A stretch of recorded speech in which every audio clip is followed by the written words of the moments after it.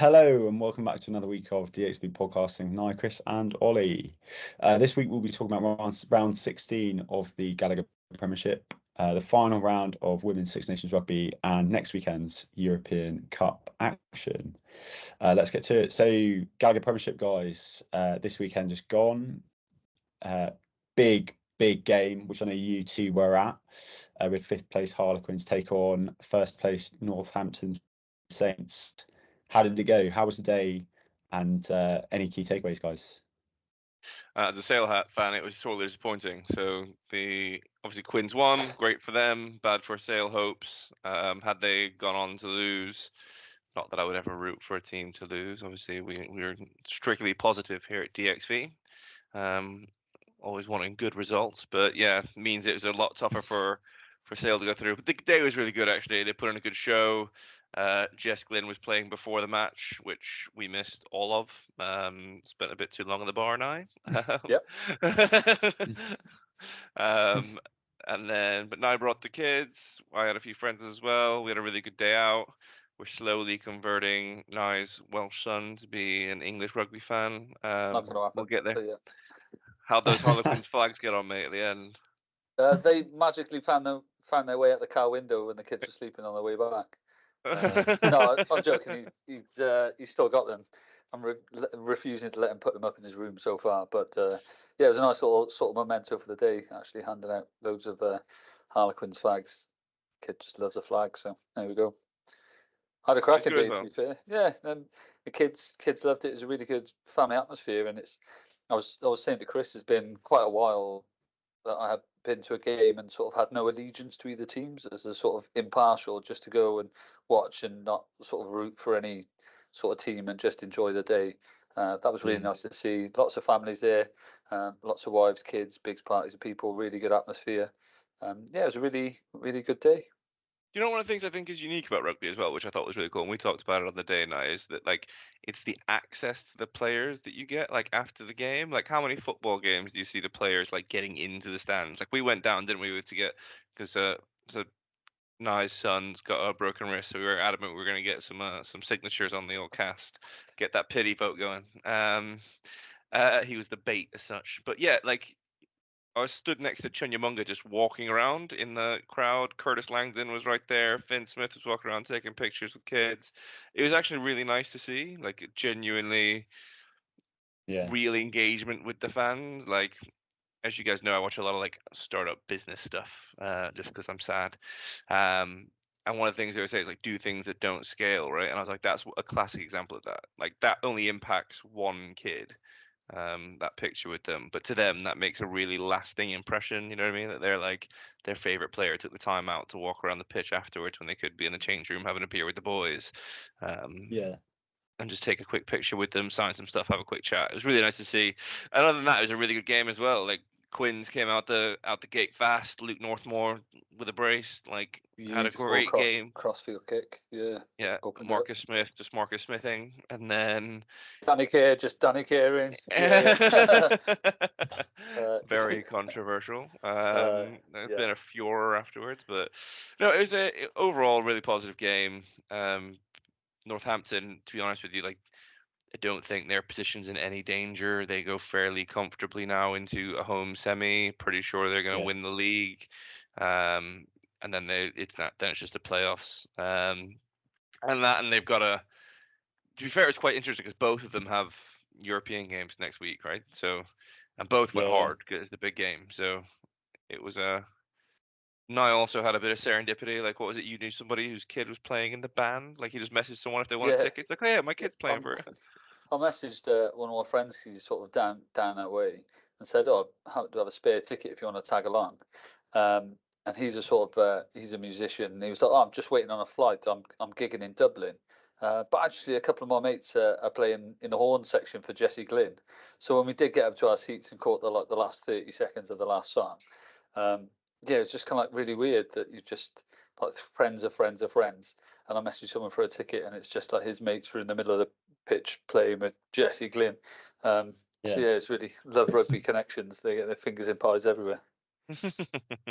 No, it was a pretty high scoring game as well, wasn't it? Anyway, that sees what Quins move Quinn Sorry, they matched match Bristol for points now. Both 49 apiece, I think it is. Yeah, that fourth spot is getting tight. Yeah, man. Yeah, it's big. It's big.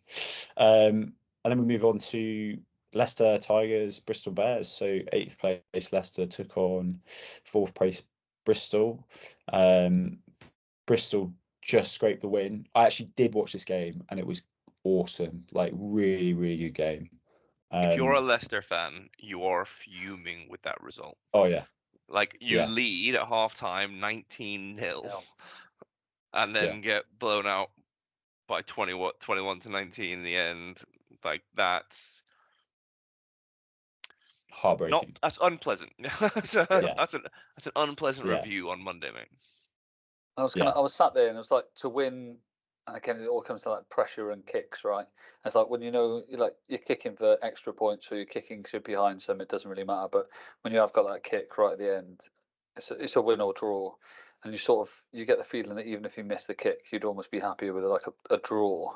Like neither side, I think, went out like it was a tale of two halves.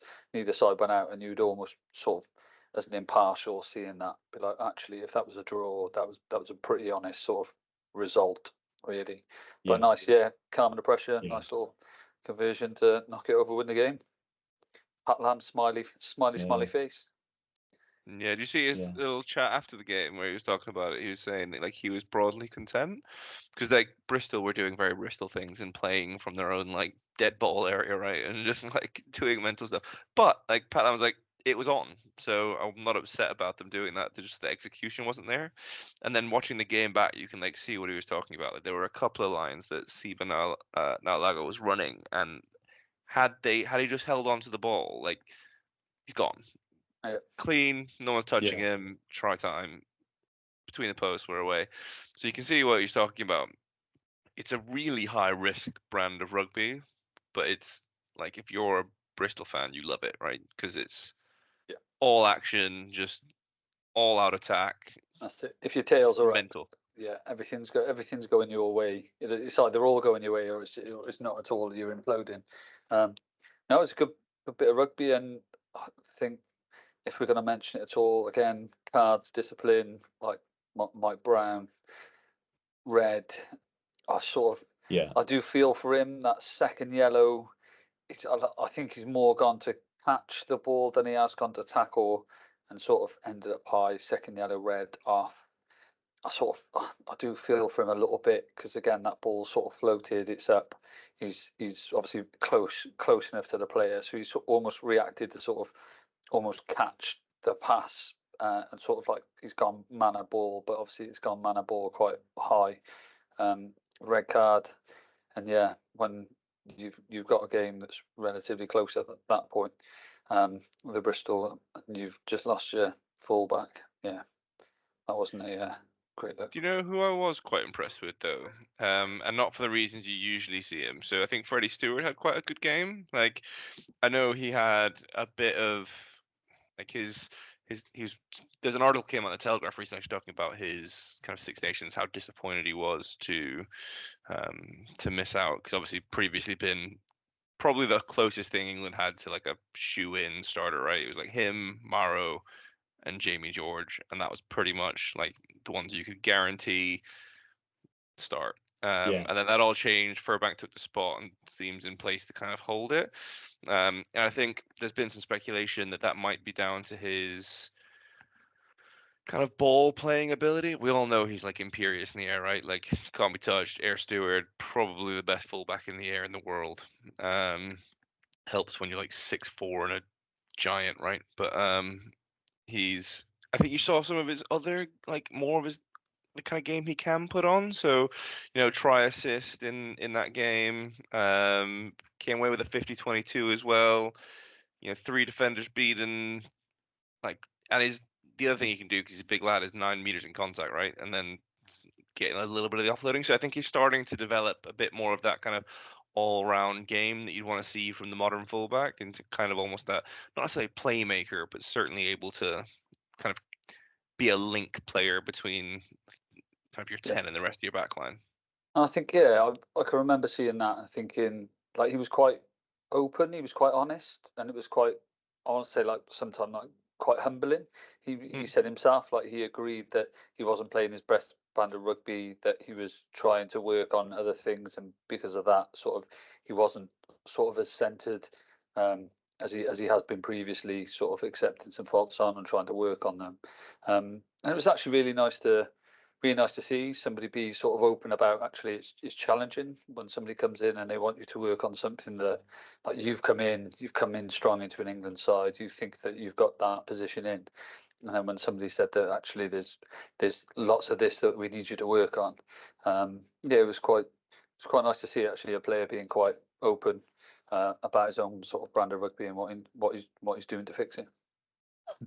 And I think probably, what do you guys think? Do you think that loss takes Leicester out the runnings? Like, they had a decent chance, right? If they'd won that game, still be in it, but 40 points now with 3 games to go. I think mathematically that's them out. I think they can't now. Yeah, no, they can't, because Harlequins play Bears.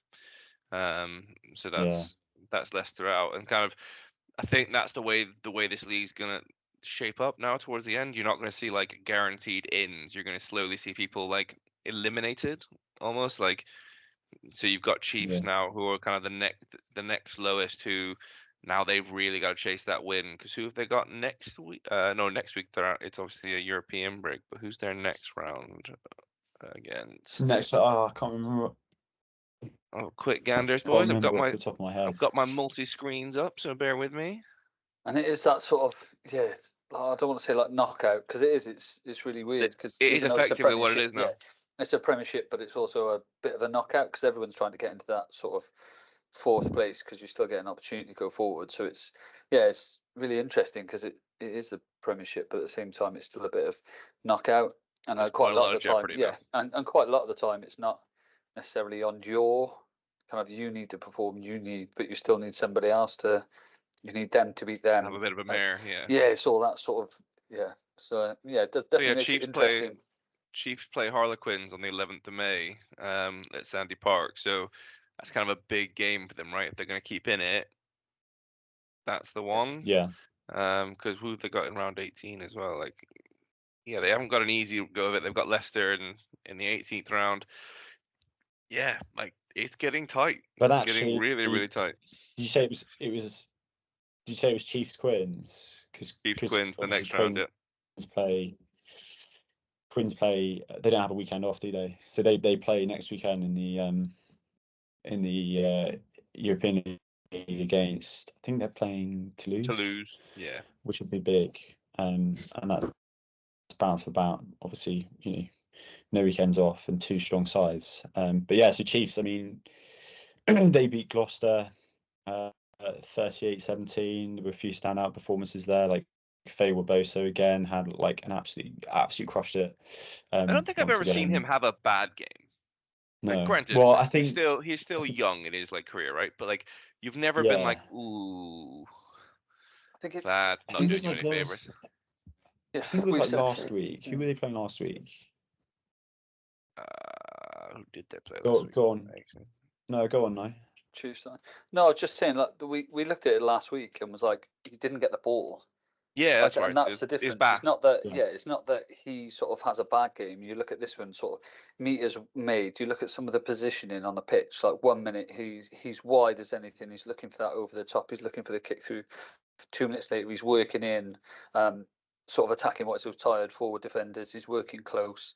You see him that try he scored for England, sort of like when he came on, made some impact. Yeah. And like his position on the pitch, he's constantly looking for work, and his positioning is getting really good.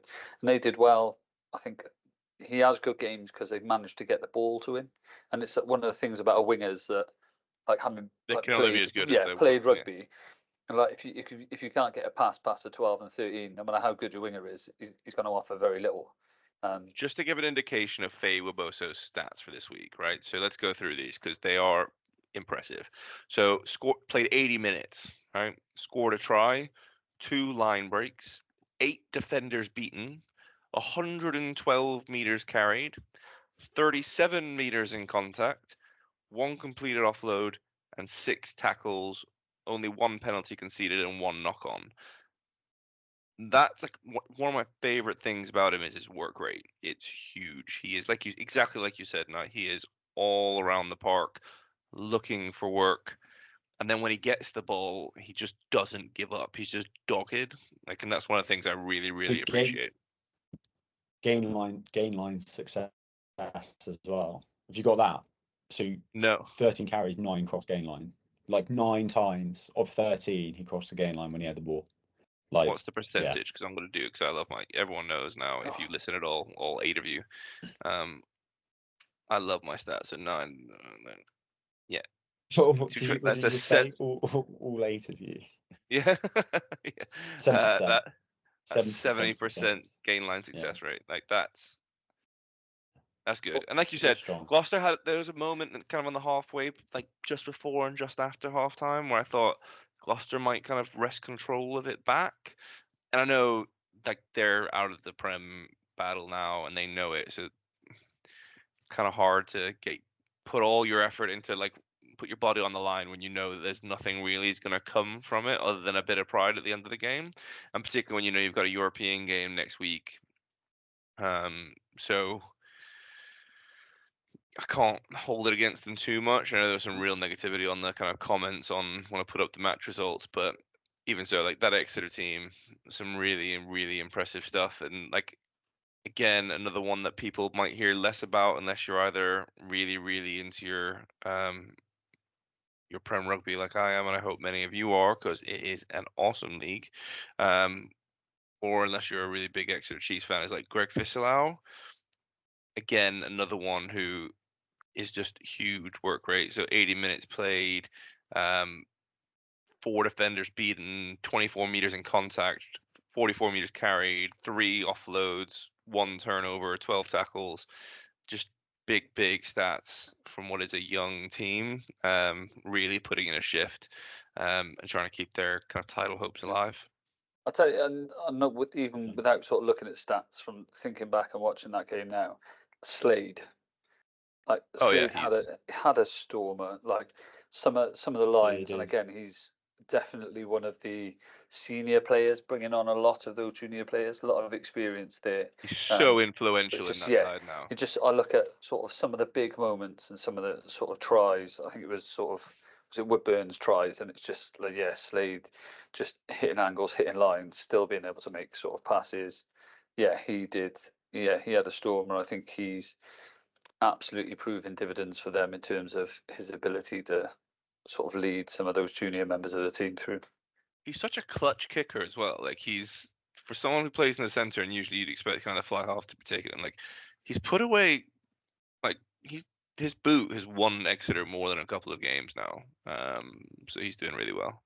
And I've never personally, I've never been a huge kind of proponent for Slade in the England team. I think this going from where we were in the World Cup, where we were really worried about our kind of center, I think there's a lot of competition now for that shirt.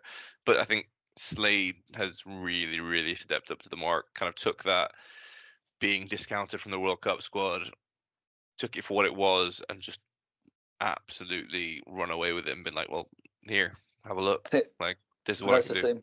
We said the same with sort of Courtney Laws, and stepped away from international and has been storming. Absolutely phenomenal. Yeah, it's been phenomenal. And it's almost a sort of I'm going to take away this distraction from you, and then you've gone, okay, cool. So now I've got this much time to focus on Prem. Thanks. And you know what's awesome about Courtney Laws though is you were there now on the game when he made that break down the left hand side of the pitch. Looked like he was going to make a try. You know how loved he is when even the Quins fans are almost you can almost feel it in the stadium. Everyone's willing him on. He's such a loved player. I can remember seeing it and I was like, that's beautiful. I was like, but the last person in that outside you want from the 50. Yeah, anyone from 9 upwards, 9, 10, any one of them. It's what you don't want is your back row to be there going, here we go. It's and the last person is the back row. You don't want to be in that position. You find yourself there. And again, you're 5 meters off the line. Lovely. Give me that pass 5 meters off, brilliant. But when you have still got 20, 30 meters to go and you're oh God. Yeah, it's one of my worst fears. Everyone's just hoping you're going to do it. You're like, I Yeah, don't know if yeah. I've got this in me, boys. Yeah. So you take an interception 5 meters off your own line, and you're like, I'm away. that bit's amazing. Like the fact that you've now got 95 meters, that everyone will expect you to make it, and you don't. Like the ultimate fear of any rugby player ever. And then either side of those teams, so Gloucester, Chiefs, we had Falcons, Sharks, guys. So 10th, Falcons, still not impressing. Sad to say, but slumped to a 14-35 defeat to Sale, which I'm sure, Chris, you're very happy with. Yeah, I mean, on a positive note for Newcastle, that was their highest attendance in 5 years. So I think they had 8,800 people at the park, which is awesome, right? And it's great to see that the kind of Prem's embracing the kind of the concept of the derby a little bit more. So you see a lot of like the Northern Derby advertised, and it being advertised as like so Newcastle's got their like true North, and Sale pushing out Northern Rugby Matters, and they're all both kind of leaning on that, which is quite nice to see. It wasn't a pretty performance from Sale. I think they should have put that game away much sooner and in a much more convincing fashion with the players they've got. I mean, you look across that team and there's some quality there, like Aaron Reed, Tom Roebuck, Joe Carpenter, George Ford, Manu Tuolangi, like Bevan Rod. There's a lot of internationals in that squad. Fair few South Africans as well, Cobus Visa and Jean-Louis Dupria. So I think, as a Sale fan, you watch that and we're happy to come away with the win, but doesn't bode well for when you play a team that's gonna present a bit more of a test, at least at this stage. But then Sale seems to rise to the occasion. So when they've played big teams like Leinster and Saracens, they rise to it. So it'll be interesting to see what they do next week, and particularly as they go into round 18 against Saracens, but they need to win both. If they're going to get into that top 4 and challenge for it, it's already an outside chance. I think I saw Oval put out kind of a percentage and odds thing about who's going to go into the top 4, and Sale were sitting around 35% before the win against Newcastle. So I'm hopeful, but not optimistic. Let's put it that way. Yeah, I think it was quite a, when you look back at it, like forward dominated game, and it's something that sort of I've looked at sort of like some of the tries that the Falcons have managed to get across, and again some of the youngsters are looking sort of pretty tasty. Again, Sale, Ben Redshaw, Roebuck and a few. Like I was expecting it to be probably a bit more expansive, and it was just sometimes the games go that way, but a lot of them, I think it was Curry's try, a lot of them mauled to start with. Quite a lot of them were even tries, some of the tries that were scored were really quite short, jammed in tries. They weren't really quite wide, so they were sort of forward play, quick pass off, and you're still jamming into that sort of first, second defender. But no, I don't. Again, there's nothing there for Sale to worry about. I don't think Falcons particularly played that bad. I don't think, like looking back at like previous week, tightened up an awful lot, sort of made some big strides. But yeah, I think Sale, when it came down to it, just sort of took their chances, took their moments. Good win. Yeah, and then guys, we had Bath Saracens, so second place Bath, for third place Sarries. Sarries won that, moving up to second. Obviously, big news off the back of that as well. I don't know if you guys want to talk about the game or if you want to talk about Billy Vunipola. Let's focus on the game. So I saw the Vunipola thing. Said so. There's a statement that came out in the Telegraph talking about he assaulted a police officer. There's like basically seemed like Billy had been in a big bar, dust up, flattened about 10 Spaniards and got arrested for flattening a police officer as well. And I frankly don't fancy being in that fight against Billy Vunipola. Like if Billy's picking up chairs and bottles, like I'm just leaving. Mate, he got tased. I want to know what they used to tase that man. He's like, like my wife's a police officer. I've seen the tasers. Like it takes a few. Have you seen the statement he released? It's basically a statement. Yeah, I have. Yeah, like it's been this. There wasn't chairs. There wasn't bottles. There wasn't sort of like it's been blown out of proportion a little bit. And which again, I can fully believe. Yeah, right? if you're like, believing a poet, you don't need a chair or a bottle. I'll pick you up and I'll throw you out. Yeah. what do I need a chair for? You're gonna need a chair. Yeah, exactly. You know, sort of blown out a bit of proportion, but you could sort of see. But it was really sort of interesting that news broke, I think, this morning, and two of my friends were literally at airports waiting to fly out because Mallorca Beach 5 Rugby Festival kicks off. I think it's today, tomorrow. I can remember going out there about 14, 15 years ago, and if you think sevens is mental, try and play fives on sand, because sidestepping on sand doesn't work. And I think the pitches are only sort of 25 meters by sort of 15 or something. Mental little festival, but it was all the news on all the pages this morning as they're all waiting to go out to Mallorca. I did say if they sort of wait a few hours, he might be released in time to have a game for them, but I don't think that's happening. Can you imagine? You rock up to this tournament, they bring in the ringer, and it's Billy Vanapola. You're like, oh no. Yeah, like, on such a small pitch, you can't even hide. He just occupies the entire pitch. So I mean, the game itself was it got rinsed quite a lot in the media. Just like people were talking about it being boring. People talking about it being because there's a lot of kicking.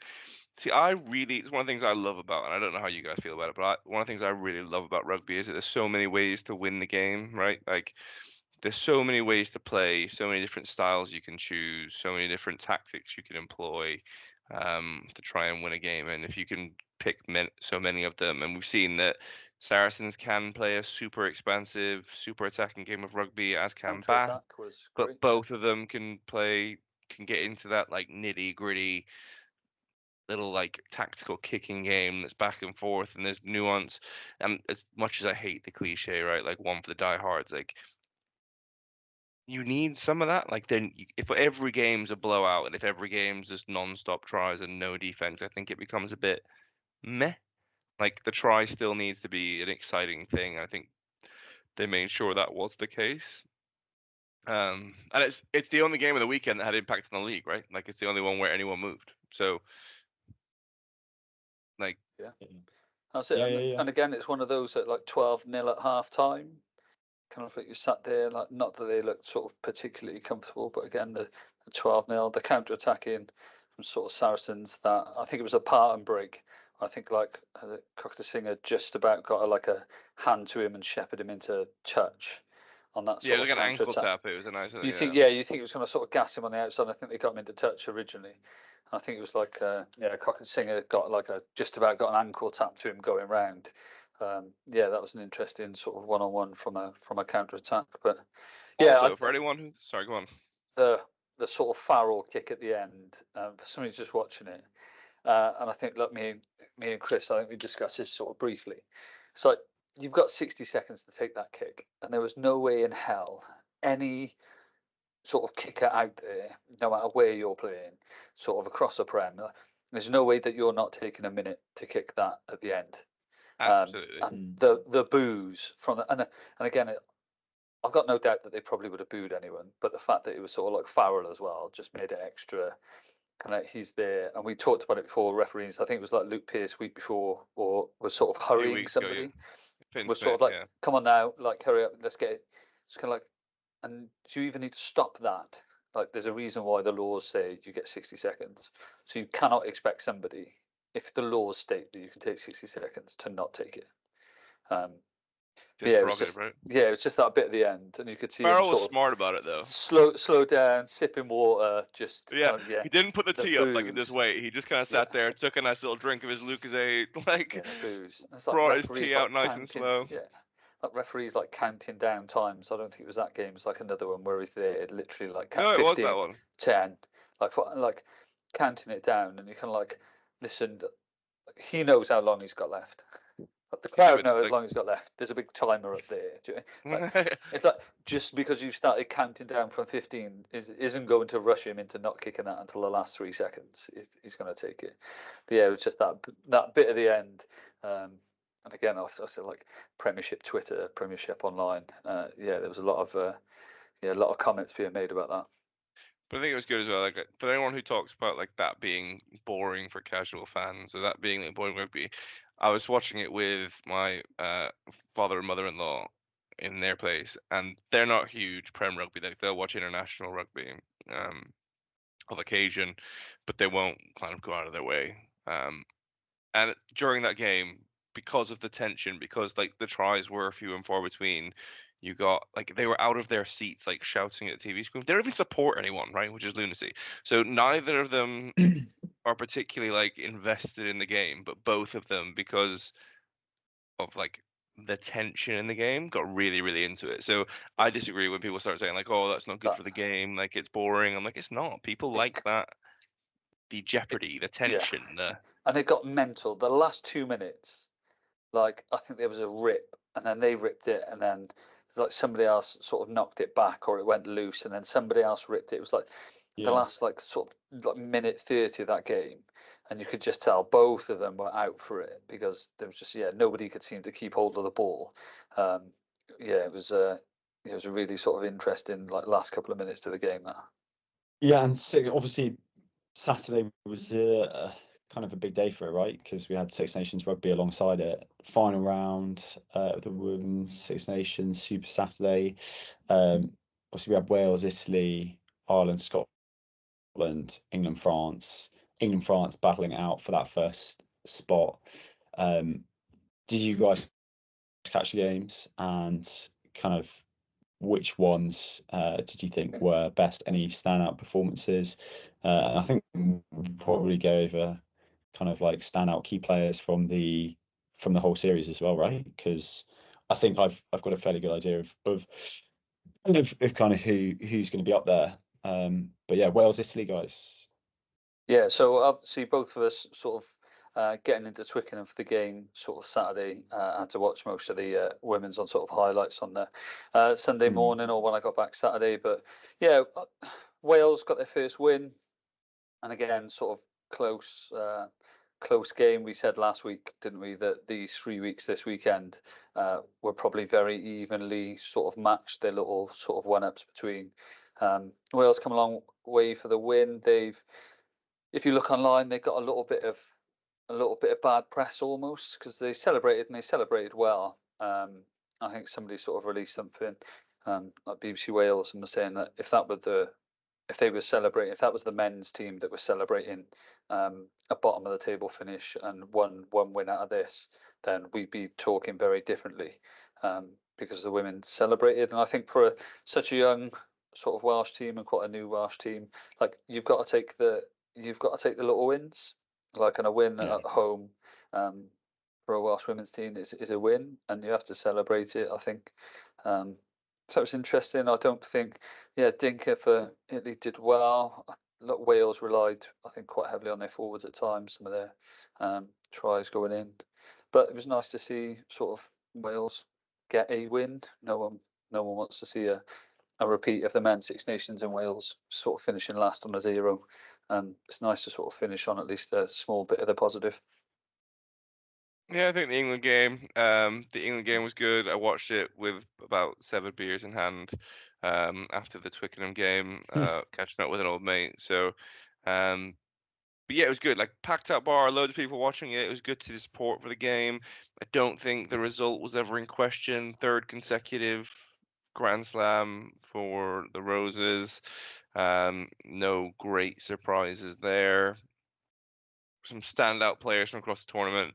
Kildun, fairly obvious, right? Like, Yeah. I don't think if our fantasy game going through this is quite a high scoring game, right? Like, I think the highest I saw was Bernard Jensen van Rensburg come in with like 102, and Kildun absolutely blew that out of the water without as comprehensive a scoring mechanism, right? She's done incredibly well. I think 2 or 3 player of the matches across the tournament, and just consistently excellent. Sadia Kabea has been excellent. Another really standout performer. Took over captaincy duties as well. Still fairly young in what is her England career. And Scarrett did really well when she's come on. Had a big impact as that kind of playmaker role. Yeah, there's been some really, really really kind of standout performers from that Roses team. Even across like Alex Callender, I think has grown a lot in profile. And this is what I love about the kind of fantasy game, right? Is that it can help do that. So it highlights how good someone is when you wouldn't necessarily see it. You know, if you're playing a game and Alex Keller brings in 40 points, you're intrigued to how she got those 40 points. So you go and look. You can see how well she's doing kind of across the tournament. So yeah, I think that was it's been a really good tournament actually. It's been a tournament. I think you've seen growth. I think across the teams. I mean, this is again not to be harsh, but the roses are like here, and like the rest of the tournament is still like there, right? Like there's a lot of catching up to do, but I think you saw that process start this tournament. Ireland was much better. Scotland was much for better. Those who aren't, just for those who aren't watching this, Chris just put his hands in two positions with the big gap in between them, just to articulate that over voice, if that makes sense to Ollie, you do have a real way with words. But no, I think the England-France you thing. You painted me such a vivid picture that I don't know how. I think the England-France sort of game, and you were saying about the sort of divide, and like if this was sort of, again, look at like the men's Six Nations, if you were sort of finishing second in that Six Nations, actually just having lost sort of 42-21, that's not a ridiculous gap. And I think France have really sort of come on. Let's look at where they are. That was a Grand Slam match for both teams. France just scored more against England than they've conceded in all of their other matches. They'd only conceded 20 points up until that game, and France just went to put 21 points against them. So they'll take a big. That's a big thing for them to take away, and they're closing that gap. But I don't think I don't think it was England at no point throughout this sort of championship have ever looked worried, ever looked in danger of sort of being beaten. But I mean, the fact that you're talking about a 40 to 21, 40 to 21 scoreline as a positive, like, that says, do you know what I mean? Like, I'm not saying you're wrong. I'm just saying it's like I supported Wales men through the Six Nations, so I definitely see that as a used to finding positives. Yeah. No, we haven't. I don't think we mentioned Ireland, Scotland, but close game. Same as the Wales, Italy. We've said the week before. Obviously, this weekend was kind of individual little matchups, sort of bottomish of the table, middleish of the table, and the top. And that played out in that game, sort of 15-12. It could have gone either way, if I'm honest. Both the teams have forward pack. If you were playing the women's fantasy, both the Scottish and Irish sort of forwards did quite well. Nice sort of close game to be expected between them two. Yeah, winner, and obviously that concludes kind of Six Nations action for this year. But kind of moving back to the Premiership. This is the first week that we've been actually been able to do it, which is cool, because obviously the site's sort of up and running. How did our kind of DXP get on? And Chris, I know you picked the pack last week, so mate, do you want to take us through how your guys did? Yeah. So terrible in the locks, considering neither of them started or played. But across the park, I'm particularly proud of the back row. Don Brandt had an absolute stormer, brought in 69.4 points. That's one thing, if you play our game, you'll get used to, is there are like decimals, it gets tight, it gets close, and you'll see why, hopefully, when we release the game. But yeah, really good across the back row. Fislau 61.2, Curry 61.4, so all kind of plus 60s, which is probably on the higher end for what our scoring metrics allow. Front row was strong again. I'm really happy to see that the kind of scrum points are working, and that it's kind of rewarding the big fellas up front row union. So yeah, happy with that. Yeah, genuinely quite happy with it. Just sad now that we've got to take another 2-week break until we can kind of get it further tested. But yeah, really happy with the pack actually. Yeah. And Nye, mate, happier than Nye is how anyway. did you guys? How did your backs get on? So not fantastic. Some did well. What's really interesting, and Chris has sort of just alluded to it then, that we've like the fancy points thing, we're so used to almost seeing front row sort of getting low scores, sort of back rows tens getting big scores. So it's really interesting that sort of Genge again 33, Detroit was sort of 20, and then I look at sort of Finn Smith was 30, Liner was 20. So it's kind of really almost positive for us on our fantasy space to know that actually people performing well in the scrum points and people performing well in the front row is actually we're trying to close that gap between that back 3, 10 sort of centres being your front type 5 being as important as your back 3 picks. So it's really interesting. It's the recognition piece to see as well, those. Yeah, definitely. So it's interesting to see that. Mitchell obviously should have picked Danny Kerr. He's got mates everywhere. But yeah, sort of Mitchell 24, Finn Smith took 30. I think the big centre partnership, Estes in 37.6, Murley, sort of the best out of the backs, I think, that I've picked, 41.3, which obviously makes sort of the likes of Don Brandt up at 69 and Fisselau at 61. But if again, you would they have were picked high Luke performers. Northmore for his brace, you would have come away with 57.9 for one of your centres. Like, just gonna show you, the bulk. It's not all about the bulk in the centres, and I'm a proponent of that as well. Like, I love a heavy hitting, big carrying But this is centre. it. But So sometimes a little lad. So he had what, 2 tries? He come Yeah, away with 2 2 Who are tries we at talking sort about? of 57. But let's look Yeah. at sort of Yeah. Fisselau, Don Brandt still scored sort of all right, only slightly, but still sort of like higher than what is a back with a couple of tries in. So yeah, no, it is just great to see what is your crazy scoring metrics that we've just spent sort of 6-9 months titivating up and down, changing, actually sort of being shown live on a screen, and hopefully from chatting a lot to people at our focus groups, yeah, hopefully we're sort of getting these scores finally sort of balanced across the whole sort of forward back piece. It's good to see. Yeah, and Naime, I'm looking at Esterhazen at 13. I'm looking at his stats. 1 line break, 4 defenders beaten, 80 meters made, 33 meters in contact. I can see you smiling, mate, because you know what question's going to come. You played 13, mate, against England Def on the weekend, didn't you? How did you compare now? How did you compare? I'll have a look. I'm not sure about meters in contact. I think he might have just picked me there. I don't know, sort of defenders beaten, I might be up there. I didn't have the ball as much, so I'll have to look at percentages, carries and defenders beaten. I think I'll beat about 4 just on that one run, so that might bring my percentage up. But yeah, no, it was again for somebody that's retired, my 4th full game in 4 weeks. But it was great to get back with the Wales Deaf Rugby team, our annual sort of away trip to play the England Deaf team. Yeah, wasn't expecting a full 80 minutes, and definitely not a 13. But really enjoyed the day. England have got really good sort of depth in their squad, and I think they showed that 10-9 at half time, to then sort of lose at the end. I think it was 50-17. 2-3 yellow cards for us, and probably not the depth on the bench was a killer for us in that second half. But it was nice to get some sort of rugby under the belt. It's always an absolute great pleasure to run out on a pitch, sing your national anthem with the 3 feathers on your chest. And it's a really good community. That the deaf and hard of hearing community is quite small. A lot of the England deaf players, I've been sort of playing against them since 2016 when I got my first cap. So it's really nice to see them, and they've become sort of close friends.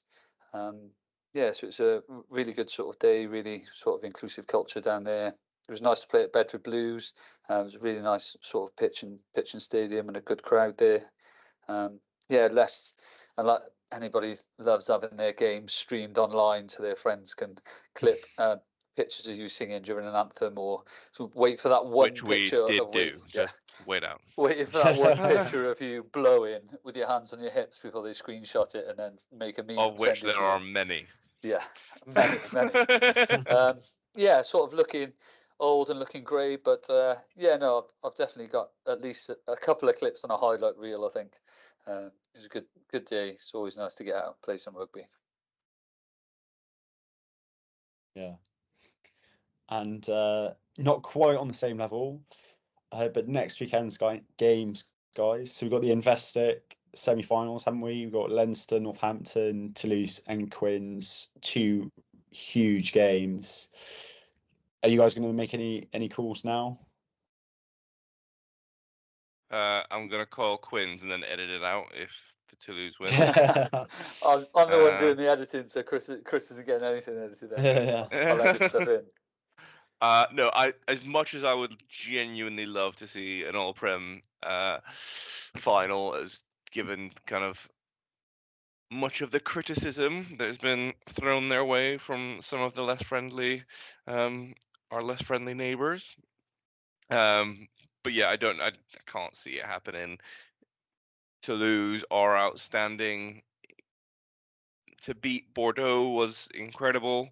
To do it against Toulouse, they're probably going to need to reach a little bit deeper.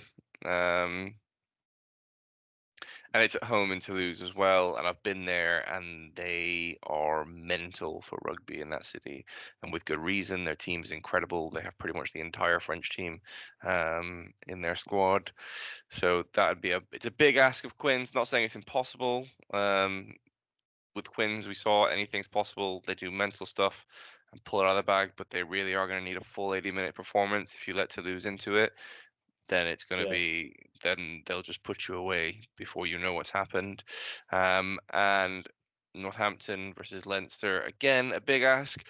Ironically, with Leinster's kind of pedigree and ability, I think that's almost more likely for Northampton. I think that says more about Northampton than it does Leinster necessarily. I think Northampton's a really strong team, and they're going to be tough to beat if they can get their attacking game going. Kind of find a gear they didn't necessarily find in Twickenham against Leinster, Croke Park. It's possible. It'll be a heck of a game either way. But if I was a betting man, I'd go a Leinster Toulouse final is probably the odds. In fact, it'd be interesting. Let's see what the bookies have. It's kick off. I have I think let's look at the back of sort of Quins Saints. Let's look at the sort of this weekend. That wasn't a sort of easy game by any means, and I think sort of weekend to come. I've backed Leinster when we've done sort of Investec before, and I still think they're probably favourites for it. We've looked at sort of Toulouse and what is the French team. We've looked at Leinster and what is the sort of Irish team.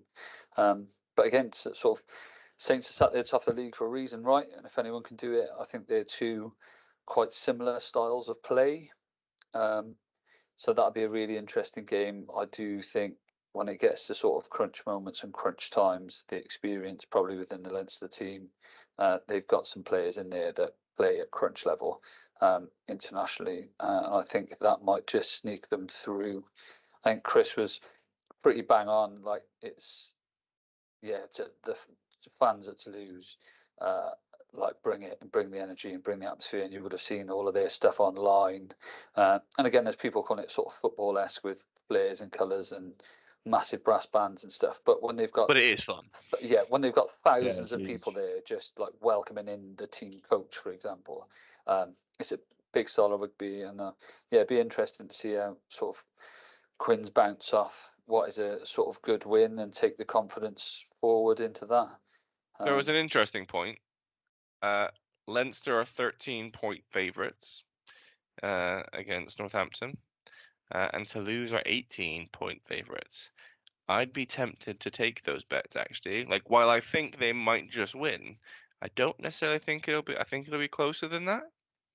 I think both Quins and Saints have the talent and the players to do a job. And they definitely are capable of pulling off an upset. I wouldn't say it's like a dead cert. Do you know what I mean? Like they're definitely favourites, but I wouldn't say that like they're out and out gonna run away with it. So I think that might be I might have a cheeky fiver on that. So yeah, it's interesting to think. Obviously, French team, Irish team, 2 English teams, but the stats still have the sort of Ireland France as a nice final, and both the sort of England teams going. It would be nice to see potentially one of them getting through, but I think they're both got an uphill struggle. I think both of them could do it. Both of them have the have the potential, the caliber within that team to have a good day and have a good game and sort of turn up and provide it. Yeah, it'd be some really good games of rugby to watch, I think. I agree. Yeah, I'm excited.